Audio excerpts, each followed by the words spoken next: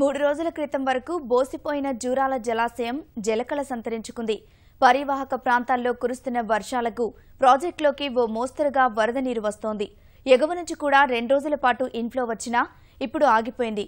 అయినా ప్రాజెక్టు నీటి మట్టం గరిష్ట స్థాయికి చేరింది. 4 యూనిట్ల విద్యుత్ ఉత్పత్తి చేస్తున్నారు.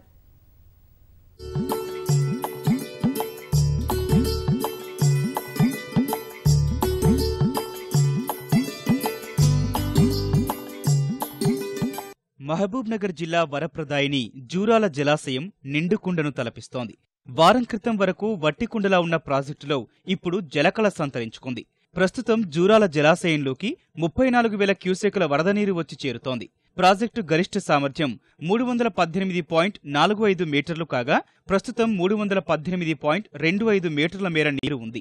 ఎగువ ప్రాంతం నుంచి వరద నీరు నిలకడగా వస్తుండటం వల్ల విద్యుదుత్పత్తి ప్రారంభించారు. మొత్తం 6 యూనిట్లకు గాను 4 యూనిట్లలో విద్యుదుత్పత్తి చేస్తున్నారు. ఒక్కో యూనిట్ సామర్థ్యం 39 మెగావాట్లు కాగా 4గింటిలో కలిపి 156 మెగావాట్ల విద్యుదుత్పత్తి అవుతోంది. ఇందుకోసం 4 గేట్ల ద్వారా 25,800 క్యూసెక్కులు, కుడి కాల్వకు 250 క్యూసెక్కులు, ఎడమ కాల్వకు 600 క్యూసెక్కుల నీటిని విడుదల చేస్తున్నారు.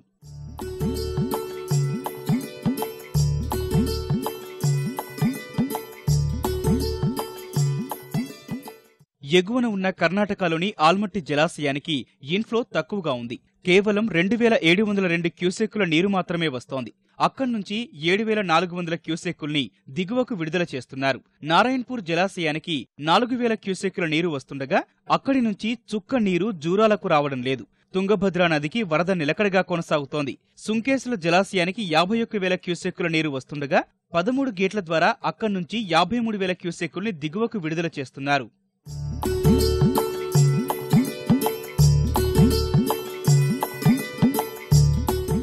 జూరాలకు వచ్చే వరద 50,000 క్యూసెక్కులు దాటితే మిగతా 2 యూనిట్లలో విద్యుదుత్పత్తి మొదలుపెట్టే అవకాశం ఉంది. ప్రస్తుతం 34,000 క్యూసెక్కుల వరద నీరు జలాశయంలోకి వచ్చి చేరుతోంది. జూరాల ముంపు గ్రామమైన నాగర్ దొడ్డికి తిరుగు జలాలు పోటెత్తడంతో గ్రామస్తులు భయాందోళనకు గురవుతున్నారు. పరిహారం అందనందున అక్కడే ఉంటున్నారు. ఉప్పేరు, వామనపల్లి, నెట్టింపాడు, కంభంపాడు ప్రజలను రెవెన్యూ అధికారులు అప్రమత్తం చేశారు.